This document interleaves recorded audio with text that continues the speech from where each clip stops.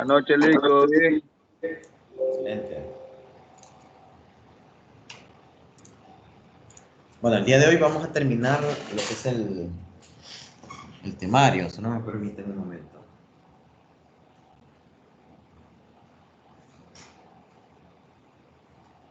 ¿Cuándo es el examen, Lico? El día lunes. Entonces, esta es la última parte, que esto corresponde al segundo capítulo, ¿verdad? De lo que es el curso Linux Essentials, que ya ustedes están enrolados, ¿verdad? Al curso, y ustedes pueden darle lectura a todo el contenido y ir desarrollando las prácticas y las evaluaciones. Entonces aquí vamos a ver un poco, nos habíamos quedado en esta parte, en herramientas de consola. Ya habíamos finalizado el software de escritorio, el software para servidor, y ahorita vamos con algunas herramientas de consola que son una de las herramientas más poderosas que nos provee el software libre. Esas herramientas. Una categoría adicional de software que existe para que sea más fácil gestionar el sistema. ¿Okay? Puedes tener una herramienta que te ayude a configurar la pantalla o algo que proporcione un shell, ¿verdad? De Linux, o incluso herramientas más sofisticadas que convierten el código fuente en algo que la computadora puede ejecutar. Un código fuente en cualquier lenguaje de programación que es trasladado a un lenguaje máquina, ¿verdad? Y esto a través de un compilador. Entonces ejecutamos varias líneas de comando con el objetivo de solventar algún problema. Entonces, normalmente tenemos como herramienta el shell de Linux. Aquí está. Dice, el trabajo del shell consiste en aceptar comandos. Es el que nos da la interfase para que nosotros podamos ingresar esos comandos y el shell interpretarlos, convertirlos a un lenguaje máquina, ¿verdad? Y utilizar los recursos del equipo a través del núcleo del sistema. Dice, ¿cuáles son esos comandos? Manipulación de archivos, ¿verdad? Y aplicaciones de inicio, y pasarlos al kernel de Linux para su ejecución. Dice en la imagen sysadmin, que es el que nos aparece por acá, ¿verdad? Sysadmin es el nombre del usuario actual. Así nos va a aparecer, ¿verdad? Cuando nosotros instalemos el sistema operativo y ya hayamos preconfigurado con nuestro nombre de usuario, cuál va a ser el nombre del servidor, y ahí definir todo lo demás, ¿verdad? Como contraseñas y aspecto general del sistema. Dice sysadmin, entonces, es el nombre del usuario, ¿verdad? Y localhost, que es lo otro, que es, y nos dice aquí sysadmin @localhost, quiere decir que este usuario, sysadmin, pertenece al servidor localhost en este aspecto, ¿verdad? Ese localhost, nosotros, el nombre, que es el nombre del servidor, nosotros lo podemos preconfigurar, ¿verdad? Durante la instalación del sistema operativo, y que nos aparezca el nombre que nosotros queramos, ¿verdad? Para nuestro servidor. Entonces este es el nombre del servidor, y nos aparece también un símbolo ahí que se llama la vergulilla, que nos aparece por acá. Vamos a ver, es este que podemos ver, que ese nos indica cuál es el directorio actual en el que nos encontramos. Esa vergulilla lo que nos indica es que estamos en un directorio llamado home, ¿verdad? En el directorio exacto del usuario, ¿verdad? Donde el usuario tiene todos los privilegios para poder escribir, ¿verdad? Borrar, crear nuevos archivos, copiar archivos, ¿verdad? Mover archivos. Entonces, esos son los símbolos que se utilizan. El shell también, el que vamos a ejemplificar durante el curso, es el bash. Dice Born Again Shell, que es uno de los primeros y es uno de los más utilizados en Linux. Dice y TCSH también, que nos aparecen los dos, ¿verdad? Durante estemos llevando el curso de Linux, vamos a ver esos dos intérpretes, que es el bash y el TCSH. ¿Okay? Son versiones modernas, dice. Bash, por ejemplo, es el shell por defecto de la mayoría de los sistemas. Entonces, lo que nos conviene más es trabajar con Bash, porque Bash está presente en la mayoría de distribuciones Linux. Otras personas tomaron sus características favoritas, dice, de Bash y TCSH, perdón, y han logrado otro shell como Korn Shell, que se pueden, y ZSH, que se pueden instalar adicionalmente, ¿verdad? Pero sí les recomiendo siempre utilizar primero Bash para que aprendamos, ¿verdad? Cómo lo interpreta. Esto nos va a servir mucho para desarrollar scripts un poquito más adelante, que vamos a tener esas prácticas, que básicamente es como un lenguaje de programación en donde nosotros tenemos que ingresar los comandos, ¿verdad? Cada una de las líneas de comandos y al final hacer una ejecución.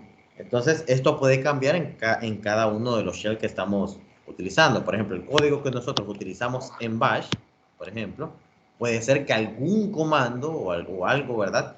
No es aquella gran diferencia, ¿verdad? Para todos los demás shells, pero sí podemos encontrar algunas cosas que no son compatibles, entonces nos tocará tal vez hacer una modificación ahí en el código fuente del script para poderlo ejecutar en otra máquina que esté utilizando un shell distinto. Entonces, esto es el shell, ¿verdad? Herramientas de desarrollo también. Dice, un lenguaje es una herramienta que ayuda a decirle al equipo lo que se quiera hacer, ¿verdad?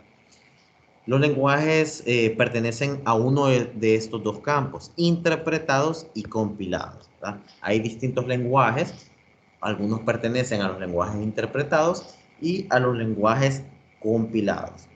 Diferencias entre cada uno de estos, un lenguaje interpretado, por ejemplo, ya vamos a ver algunos ejemplos por ahí, como Perl.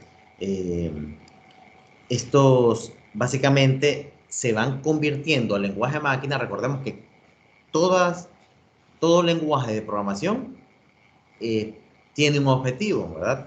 Al convertirse en lenguaje máquina para que a través del lenguaje máquina este pueda introducirse a las instrucciones del procesador, ¿verdad? Que el procesador es lo único que entiende, lenguaje máquina.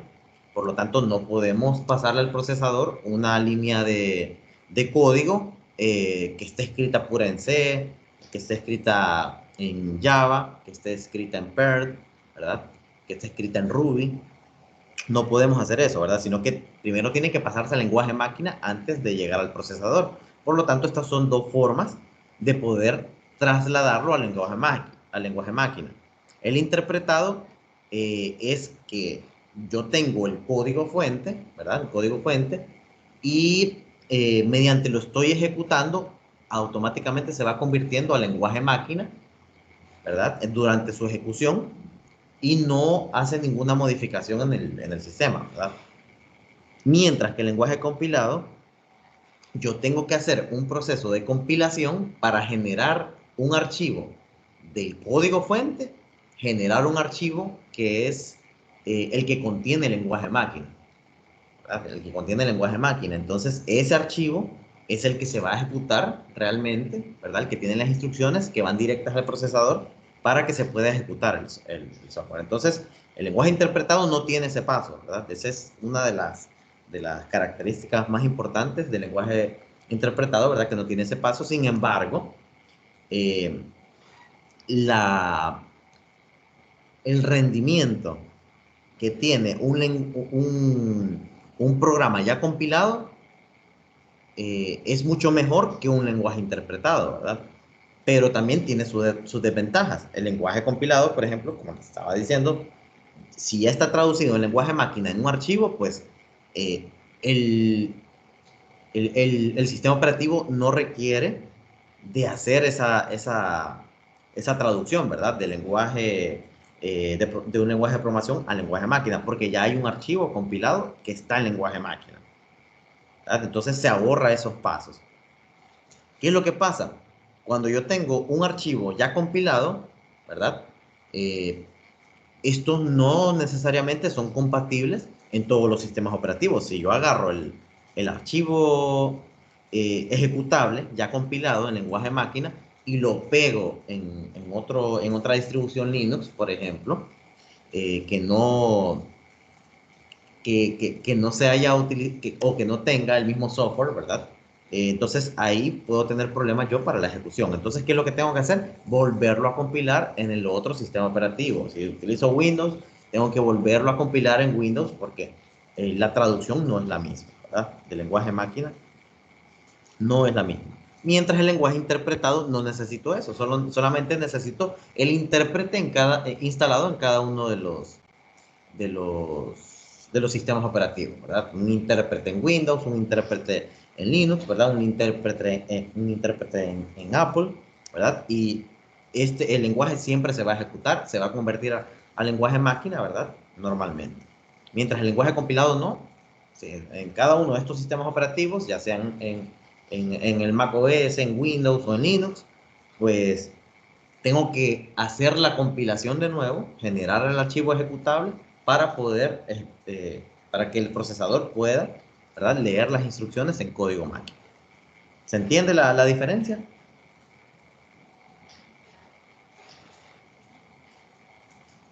Sí. Sí, ok. Solo déjenme ver si estoy grabando. Sí, estoy grabando. Ok, aquí nos dice, ¿verdad? Un poquito, un lenguaje interpretado dice traduce el código escrito en código de computación mientras se ejecuta el programa. Y el lenguaje compilado traduce todo a la vez. Traduce todo a la vez y lo deja en un archivo aparte, ¿verdad? Que es el que se puede ejecutar en el sistema operativo. Tenemos uno de los ejemplos, un ejemplo de lenguaje compilado, el lenguaje C, ¿verdad?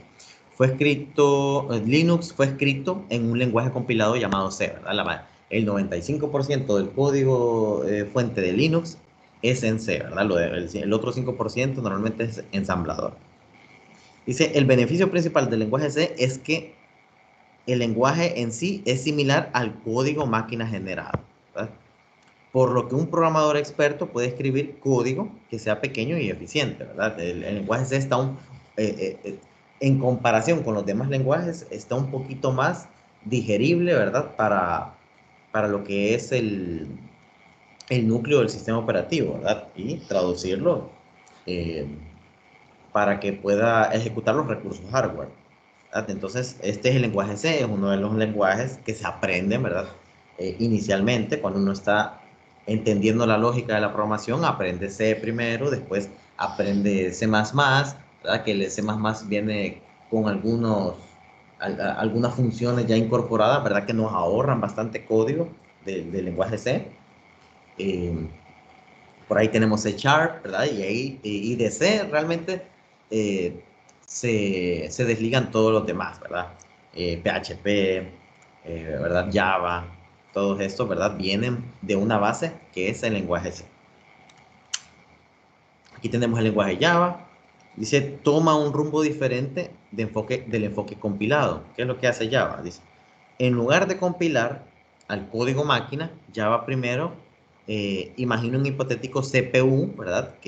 Llamado máquina virtual de Java, que es Java Virtual Machine o JVM, que nosotros cuando descargamos un software, normalmente que esté escrito en Java, tenemos que bajar este JVM, ¿verdad? E instalarlo en nuestro equipo. ¿Por qué? Porque aquí es donde realmente se va a compilar todo el código en este lenguaje, eh, en esta máquina virtual, ¿verdad? El lenguaje Perl, también, ¿verdad? Este es ya un lenguaje interpretado, ¿verdad? Que va traduciendo a código máquina mediante se va ejecutando. Dice Perl fue desarrollado originalmente para realizar manipulaciones de texto. Este lenguaje tenía su poderío, su fuerte, en la manipulación de grandes cadenas de texto, ¿verdad? Entonces, con los años, dice, se ganó el lugar entre los administradores de sistemas y todavía sigue siendo mejorado y utilizado en todo, desde la automatización hasta la construcción de aplicaciones web, ¿verdad? Entonces, nosotros podemos combinar varios lenguajes de programación, ¿verdad? Y mediante archivos, por ejemplo, en este caso de manipulación de texto, pues Perl tiene muchas funciones para esta manipulación. Y, lo podemos utilizar, ¿verdad? Como un lector, ¿verdad? De grandes cantidades de archivos de texto, ¿verdad?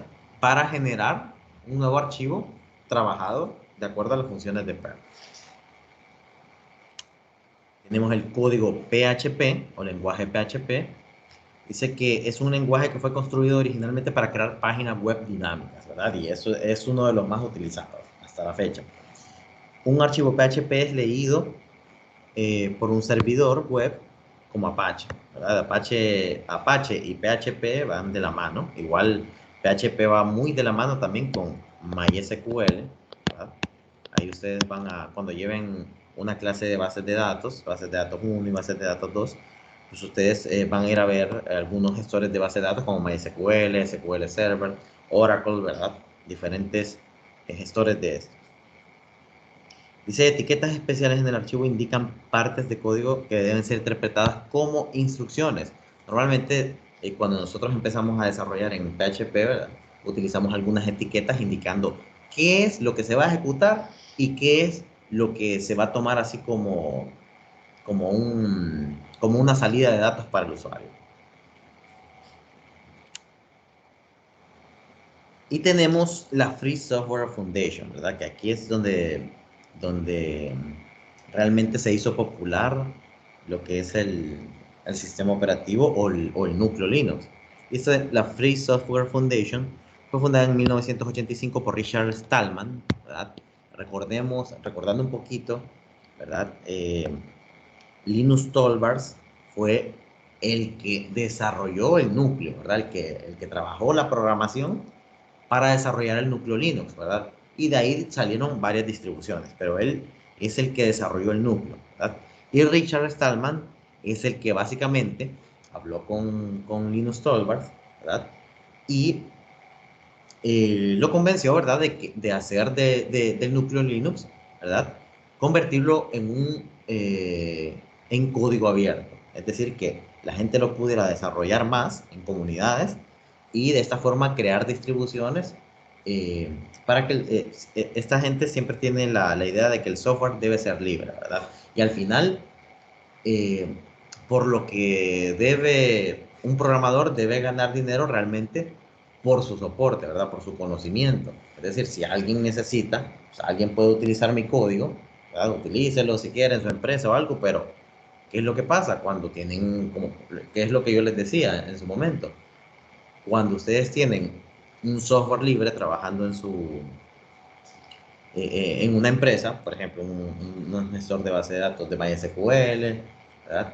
Un servidor Linux, de repente pueden tener algún problema. En algún momento van a tener algún problema que no van a poder resolver. Entonces, ahí es donde es bueno pagar una suscripción de software. Y esa suscripción de software, ¿a quién se le paga? A los desarrolladores, ¿verdad? De esa distribución o de ese software. Entonces, ahí es donde, según el software libre, nosotros desarrollando este tipo de sistemas operativos, ahí es donde debería ser nuestra fuente de ingresos, ¿verdad? No, no todo no por llamarse software libre, ¿verdad? Debe ser todo gratis, ¿no? Sino que la utilización es gratis, pero lógicamente el soporte sí se debe pagar, ¿verdad? Se debe reconocer a las personas que desarrollan. Dice, el software libre no se refiere al precio, sino a la libertad de compartir, estudiar y modificar el código fuente subyacente, ¿verdad? O sea, eh, yo puedo adquirir un sistema operativo, una distribución de Linux, ¿verdad? Eso es compartir, ¿verdad? Cualquiera puede descargar una distribución de Linux, puedo estudiar el código y puedo incluso modificar el código ya instalado en mi máquina. Puedo modificarlo y puedo generar una nueva versión o una nueva distribución de Linux, agregándole funciones, ¿verdad? Pero ¿qué es lo que me impide? ¿Qué es lo que me impide? Ya vamos a ver las licencias bajo las que está escrita eh, las licencias GPL, bajo a través de las cuales está protegido, ¿verdad? Lo que es el software libre. Lo que yo no puedo es venderlo, ¿verdad? O sea, la gente puede utilizarlo, pero realmente yo tengo que ver mis ingresos más que todo con soporte, ¿verdad? No venderlo, no vender el software, porque básicamente si yo agarro el núcleo Linux, ¿verdad? Yo tengo un software inicial, y ese software es mi software base. Y si yo vengo y le agrego cosas y ya solo por eso yo me voy a poner a venderlo, o sea, no es justo, ¿verdad? Porque el original, el núcleo desarrollado por Linus Torvalds, no está siendo vendido, no me lo están vendiendo. ¿verdad? Me están dejando utilizarlo. Entonces, si yo desarrollo sobre él, según las licencias GPL, me obligan, ¿verdad? Si yo no lo quiero compartir, pues no lo comparto, pero no lo puedo vender. ¿Okay? Y si sí lo quiero compartir, pues empiezo a distribuirlo y que la gente lo pueda utilizar sin restricciones. ¿Entendemos eso? Correcto, Lick. Sí. Ok, esto es en base al núcleo Linux, ¿verdad? Hay software que no, que es completamente encima de lo que es el núcleo Linux, ¿verdad? Como software desarrollado en Java, software desarrollado en C, ¿verdad? En cualquiera de los lenguajes de programación, que normalmente van acompañados, ¿sí? Del núcleo Linux, pero encima del núcleo, es decir, sin, sin haber hecho modificaciones, porque si yo hago modificaciones en el núcleo me obligan a compartirlo, ¿verdad? Pero el software que está encima de él, yo sí lo puedo vender, así como cualquier persona, ¿verdad? De que yo tengo mi máquina, viene una empresa y me dice, fíjense que quiero desarrollar algún sistema de inventario, un sistema de facturación, un sistema de nómina de empleados, pues yo desarrollo y les vendo el software, ¿verdad? Pero es ese desarrollo que está totalmente encima de lo que es el núcleo del sistema operativo. Eso yo perfectamente lo puedo vender. Y aquí están las licencias con las cuales se rige el software libre, ¿verdad? Tenemos básicamente tres versiones, ¿verdad? GPL versión 1. Cuando se empezó a compartir esto, lógicamente había recelo de los desarrolladores, ¿verdad? Con respecto a su software. O sea, si yo soy desarrollador y yo eh, trabajé tanto tiempo, pónganle 6 meses, un año, en desarrollar una funcionalidad sobre Linux, ¿verdad? Entonces, mucha gente empezó con esto, ¿verdad? No estaba de acuerdo en compartir el software, porque también, ¿verdad? O sea, les costó, sí tomaron el núcleo Linux, pero les costó desarrollar la otra parte que posiblemente es una funcionalidad que le sirve a una empresa. Pero, ¿qué es lo que pasa? Empezaron a, a compartirlo, pero lo daban, por aquí dice, lo daban en archivos binarios, miren, en archivos binarios. ¿Y qué es lo que pasa con esto? El archivo binario, si yo tengo un archivo binario, estoy viendo puros unos y ceros. Entonces díganme ustedes, sí es compartir el código fuente, pero ¿quién entiende unos y ceros? Sí, eso solo lo entiende la máquina. Eso lo entiende la máquina. Entonces, ¿qué es lo que hizo GPL versión 1? Dice, estableció que cualquier proveedor de software, además de distribuir el archivo binario, ¿verdad? Que el archivo binario lo puede dar, debía liberar a su vez el código fuente entendible. ¿Qué es el código fuente entendible? Verlo en un lenguaje de programación, como C, ¿verdad? Como cualquier otro lenguaje. Entonces, al inicio ese era el problema, de que la gente lo compartía así, pero en lenguaje binario. Entonces, ¿quién le podía hacer alguna modificación a eso en lenguaje binario? Nadie, ¿verdad? Mientras que ya la licencia GPL1 ya obligó a las personas a compartir el código fuente entendible. Pero aún así, habían ciertos problemas aún. Eh, entonces salió el GPL versión 2. Dice, según Richard Stallman, el mayor cambio fue la cláusula libertad o muerte. Miren, liberty or death. Dice, esta sección dice que si alguien impone restricciones, ¿verdad? Prohíben distribuir, que le prohíben distribuir el código GPL de tal forma que influye en las libertades de los usuarios. Por ejemplo, si una ley impone de que esa persona únicamente puede distribuir el software binario, ¿verdad? Esa persona no puede distribuir el software GPL, ¿verdad? Después de haber puesto después de haber salido el GPL versión 1, ¿verdad?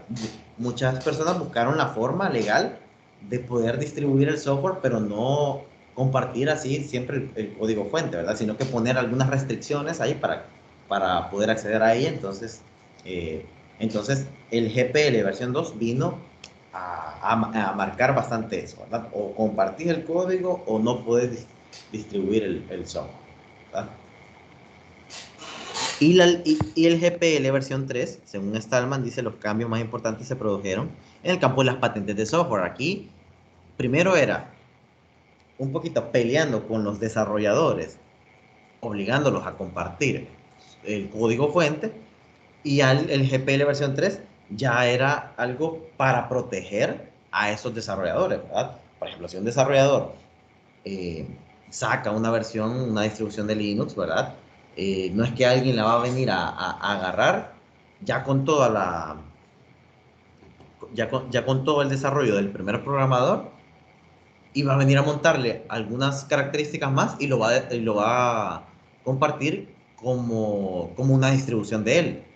O sea, incluyendo y sin tomar en cuenta o sin darle créditos al primer programador. Entonces, esta GPL versión 3 vino a proteger un poquito más a estos desarrolladores, ¿verdad? Entonces, una cosa eran los patentes de software, la compatibilidad de licencias con software libre, ¿verdad? La definición del código fuente, cómo tenía que ser escrito el código fuente y restricciones de hardware respecto a las modificaciones de hardware, ¿verdad? Entonces, estas son las tres versiones GPL en las que el software libre se enmarca, ¿verdad? Aquí vamos allá al capítulo 3, ¿verdad? Pero el capítulo 3 ya es parte del segundo parcial. No sé si tienen alguna pregunta.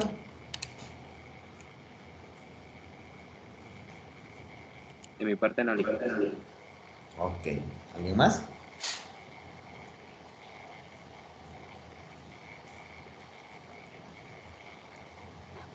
Buenas noches. En cuanto Dígame. al examen, ¿va a ser solo formulario en línea? ¿Sí o...? Ah, ok. El examen va a ser en dos partes. Va a ser va a ser 50 y 50%, ¿verdad? 50% va a ser un formulario, ¿verdad? Formulario de examen. Y el otro 50% va a ser una llamada, una videollamada de WhatsApp que me tienen que hacer en donde yo les voy a hacer 3 preguntas. ¿Ok? Para ese examen, el segundo, por ejemplo, durante la hora clase, el día lunes, ustedes van a desarrollar el formulario, ¿verdad? Voy a hacer algunos, yo les voy a indicar quién va a ir haciendo, o el que vaya terminando también puede indicarme si terminó rápido el examen, y le puedo hacer sus 3 preguntas y ya sale el examen, ¿verdad? Pero yo voy a ir llamando uno por uno, ¿verdad? Les voy a pedir a ustedes que me hagan la llamada, ¿verdad? Porque como tengo el listado de números, pero realmente no sé, no les sé el nombre, ¿verdad? Porque no todos tienen ahí su nombre en lo que es la descripción en el WhatsApp.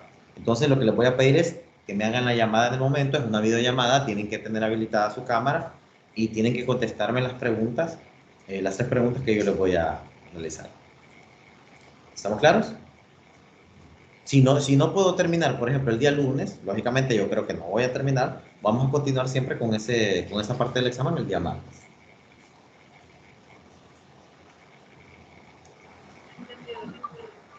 ¿Ok? ¿Otra pregunta?